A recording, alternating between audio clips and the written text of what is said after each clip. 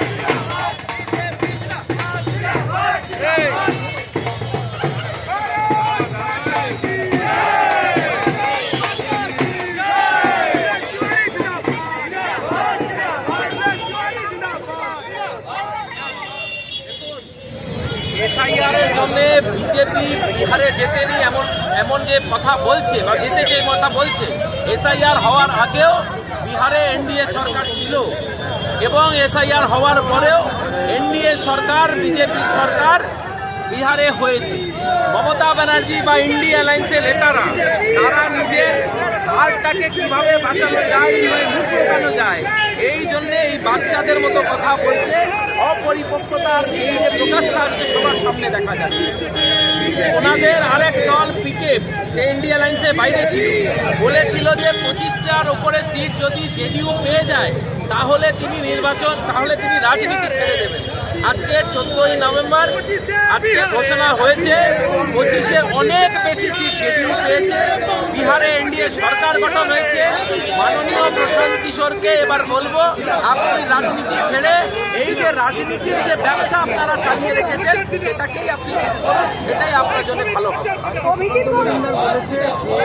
একবার গিয়ে শাসক দলকে খোঁজ নিতে বলুন, বিহারে কটা ক্লাব এবং কটা পার্টি দেখুন, বিহারে কোনো ক্লাবের রাজনীতি হয় না, এনারা কোনো রাজ্য ঘোরেন না।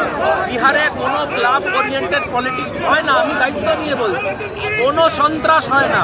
একটা মশা মারারও খবর আপনারা কি পেয়েছেন? এতগুলো মিডিয়া দাঁড়িয়ে আছে, আপনাদের আমি প্রশ্ন করছি, একটা মশা মরেছে? এখানে একটা গ্রাম সভা নির্বাচন হলে একের পর এক লাশ এখানে পড়ে যায়।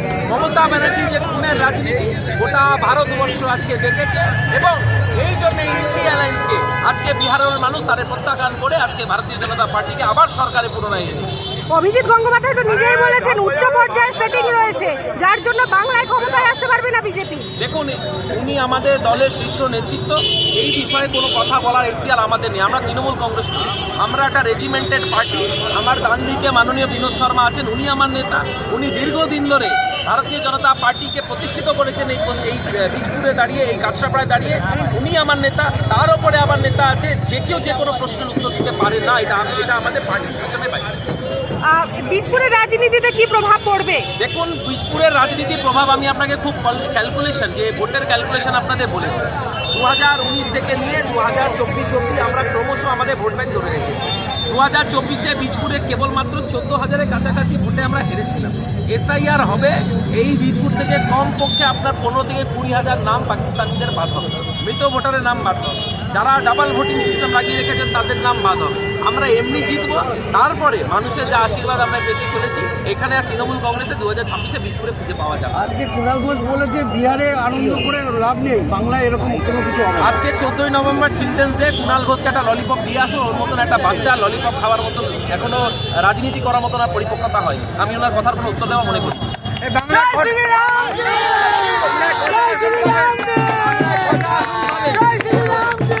আমরা বিহারের মতো আমরা ক্লিন সুইপ করতে চলেছি, 2025-এ বিহারের নির্বাচন হবে, বাংলায় আমরা সরকার তো বানাবো। আপনার নামটা বলেন। জেলা সম্পাদক। বিহারে আজকে কুণাল ঘোষ বলেছে বিহারে উল্লাস হচ্ছে, সেই উল্লাস বাংলায় করে কোনো লাভ হবে না, বাংলায় মমতা ব্যানার্জি আছে। দেখুন, আমি বিহারে যখন হয়েছে বাংলার মানুষ আরও সচেতন। আপনি দেখবেন 2026 সালে যে এখানকার দাঁড়িয়ে তৃণমূল কংগ্রেস যেভাবে এসআইআর নিয়ে মানুষকে ভুল বুঝাচ্ছে, মানুষ বুঝতে পেরেছে। 2020 সালে কোভিডের সময় তৃণমূল কংগ্রেস তারা তাদের লাশ লোকাতো, বলতো কোভিডে কেউ মারা যায়নি, কিন্তু 2025 সালে তৃণমূল কংগ্রেস লাশ খুঁজছে এসআইআর জন্য মারা গেছে। মানুষ সেগুলো বুঝতে পেরেছে। মানুষ 2026 সালে তৃণমূল কংগ্রেসকে ধুলোর মতন উড়িয়ে দেবে। মানুষ এসআইআর পক্ষে, তৃণমূলের কুৎসার পক্ষে মানুষ ভোট দেবে। কারণ একটা ইতিহাস আছে, আপনারা সবাই জানেন, বাংলা, বিহার, উড়িষ্যার রাজা ছিল একজন, বিহার হয়ে গেছে, উড়িষ্যা হয়ে গেছে। বাংলা তো বিজেপি সরকার করবে, বাংলা, বিহার, উড়িষ্যা নরেন্দ্র মোদীর নেতৃত্বে এখানে সরকার চালাবে।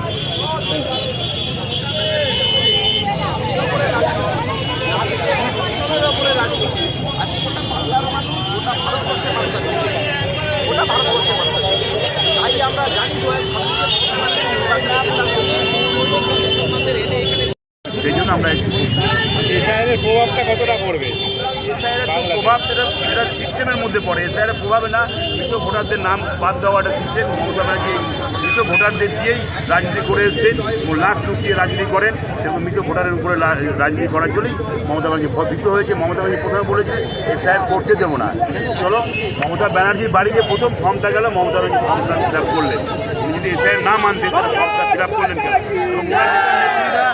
ফর্ম ফিল আপ করছে এবং মানুষের ভুল বোঝাচ্ছে যে আপনারা এসআইআর ফর্ম ফিল আপ করবেন না, তার মানে ওরা নিজেরা ঠিক থাকবে কিন্তু মানুষ মরে যায়। এটাই মমতা ব্যানার্জি। আপনার নাম? আমার নাম শঙ্কর দাস, এসসি মোর্চা জেলা প্রেসিডেন্ট। ধন্যবাদ।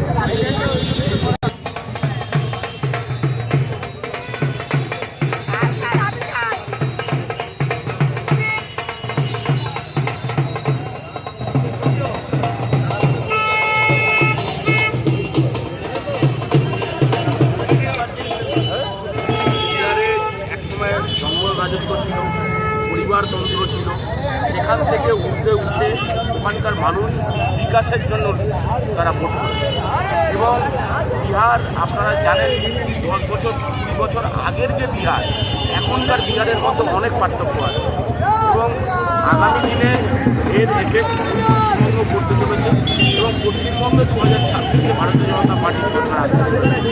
এটার জন্য আমরা আশাবাদী এবং এর জন্য আমাদের কেন্দ্রীয় নেতৃত্ব থেকে একদম উচ্চ স্তরের কর্মীরা পুরোপুরি তৈরি আছে। বিহারের ইলেকশনের জন্য সবাই অপেক্ষা করছিল পশ্চিমবঙ্গের জন্য। পশ্চিমবঙ্গে বিহারের ইলেকশন শেষ হয়ে গেল, রেজাল্ট বেরিয়ে গেল, এবার সবাই ঝাঁপিয়ে পড়বে পশ্চিমবঙ্গের জন্য। কিন্তু দেখা যাচ্ছে আপনাদের সংগঠনেই ফাটল। দিলীপ ঘোষ একদিকে চলছে, আপনারা একদিকে চলছেন, শুভেন্দু একদিকে। বিষয় হচ্ছে কি, দেখুন আমাদের একটা সাংগঠনিক দল, টিএমসিতে যেরকম একটা পরিবারতন্ত্র চলে বা ওয়ান ম্যান পার্টি চলে, বিজেপিতে শেষ কথা বলতে কে বলে সেটা কেউ জানে না। মোদিও কিন্তু শেষ কথা নয়, বা জেপি নাড্ডাও শেষ কথা নয়, বা আপনারা মোহন ভাগবতীকেও বলবেন শেষ কথা নয়। শেষ কথাটা কে বলবে সেটা কেউ জানে না। সেই ক্ষেত্রে যে একটা সাংগঠনিক প্রক্রিয়া আছে, আপনারা দেখতেন, হয়তো আপনারা ভাবছেন যে এটা ফাটল, কিন্তু এটা ফাটল নয়, এটা একটা প্রক্রিয়া। এই প্রক্রিয়ার মধ্যে সবাই কোনো না কোনো কাজে তারা লাগবে এবং আগামী দিনে পশ্চিমবঙ্গে ক্ষমতায় আনতে গেলে যেসব প্রক্রিয়া করা উচিত সেটা করবে। পশ্চিমবঙ্গে আগামী দিনে 2026-এ পশ্চিমবঙ্গে বিজেপি ক্ষমতায় আসছে। আপনার নাম? বিনোদ সরকার।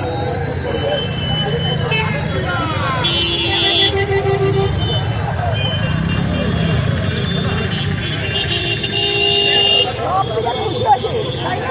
একদম একদম। এই ছদিনের মাস হয়েছিল আমাদের রহনপুরে, আমি গিয়েছি এই এশিয়ার নিয়ে আমাদের সারা দেশে একটা যুগান্ত ছিল যে এশিয়ার করলে আমরা ঠিকমতো ভোট হবে না। আজকে বিরোধী দলের থাপ্পড় মেরে চোর মেরে আজকে এনডিএ সরকার নতুনভাবে সরকার করলেন। রাহুল গান্ধী কিন্তু দেখা গেছে বিহারে কিন্তু প্রতিদিনে নেমে স্নান করেছেন, বলেছেন যে বিজেপি আর জিততে পারবে। রাহুল পাপ্পুর কথা বাদ দেন, ওর পাপ্পুর কথা আমরা বলবো না। পাপ্পুর কথা যত কম বলে তত ভালো। একটাই নেতা, দেশের একটাই নেতা, সে নরেন্দ্র মোদী। নরেন্দ্র মোদী এখন সারা দেশের মুখ। তার মধ্যে আরেকদিন জানা গেছে যে এই যে আজকের যে জয়, 26শে জয়, আরে তো কামডাউন শুরু হয়ে গেছে। একটা ইতিহাসের কথাই লেখা আছে না, বাংলা বিহার উড়িষ্যা রাজত্ব একটা রাজা। বিহার আর উড়িষ্যা হয়ে গেল বাংলা, বাকি 26শে বাংলা নেব। কুণাল ঘোষ আজকে আবার বলেছে যে বিহারের রাজনীতি আলাদা, বাংলার রাজনীতি কোন দলের? তৃণমূল কংগ্রেসের তো সর্বভারতীয় তকমাটাই নেই। একটা সর্বভারতীয় দলের কথা কুণাল ঘোষ বলবে, ওর নয় আপনি আমাদের প্রশ্নের উত্তর দিতে হবে। চোরের কথা ছাড়ুন, নতুন কিছু বলুন। আরও তো প্রধানমন্ত্রী যারা রয়েছে তারাও তো বলছে যে চুরি করা হয়েছে।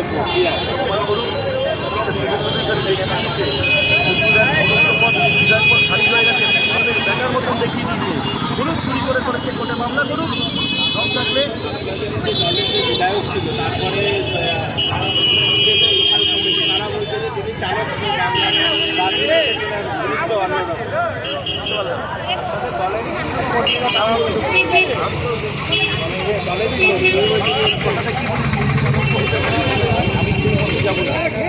বলে দিয়েছি যে বিপুল রায়ের বিধায়ক পদ খারিজ করেছে শুভেন্দু অধিকারী বাপের ব্যাটার মতন। ঠিক আছে, যারা বলছে, যারা এইসব করছে, তারা আগামী দিন টের পাবে 26শে কী হতে চলেছে। তারপরে যে বিহারের এই পাপ্পু তো যেরকম মানে রাহুল গান্ধী তিনি কিন্তু পুকুরে নেমে স্নান করেছিল, তিনি বলেছিলেন যে বিহারে বিজেপি এনডিএ সরকার গড়তে পারবে না। আমি একটা কথা বলি, আজকে বিহারের মানুষ পাপ্পু মেরেছে, এই রাহুল গান্ধী পাপ্পু দিতে চলবে না। মানে ভারতের মানুষ তো বুঝেছিল, বিহারের মানুষ বুঝে গেছে। যারা এসআইআর নিয়ে মানুষকে ভুল বোঝাবার চেষ্টা করেছিল, তাদের সকালে তাদের থাপ্পড় মারলো কালে আজকে বিহারবাসী, আগামী বাংলাবাসী। এটা এসআইআর এর ফলে কি আজকে জয়ী হলো বিহার? দেখুন, মানুষের আবেগ ছিল, কুৎসার বিরুদ্ধে ভোট হয়েছে। যে কুৎসা করেছিল, যে বলেছিল না এসআইআর হলে পরে বিহারে বিজেপির ফল খারাপ হবে, এর আগেও বিজেপি ফার্স্ট রাজ্যেশ পার্টি ছিল, তারপরেও কিন্তু বিহারে আরও বেশি সংখ্যায় আসন নিয়েছে রাজ্যেশ পার্টি। অভিযোগ হচ্ছে বাংলায় যে এসআইআর এরকম অনেক বিজ্ঞপতার্থের নাম দিয়ে এলো, ওরা ঢুকিয়ে দিল। দেখুন, এগুলো নির্বাচন কমিশন আমাদের যারা ঘটনা যে করছে, যে অভিযোগ আনছে আনতে পারে। নির্বাচন কমিশন সজাগ আছে, নির্বাচন কমিশনের সবগুলো ব্যাপার হলে আজকে যদি কিছু করে তাহলে বিএলও যারা আছে তাদেরকে আগামী চাকরি শুরু করে দেবে। আপনারা এই পথে নেমে গেলেন আজ থেকে? আমরা পথে ছিলাম, আমরা পথে নেমে আরও তৃণমূলকে বোঝাতে চাইলাম, আরও বোঝালাম যে আমরা রাস্তায় কি তোমরা করছে।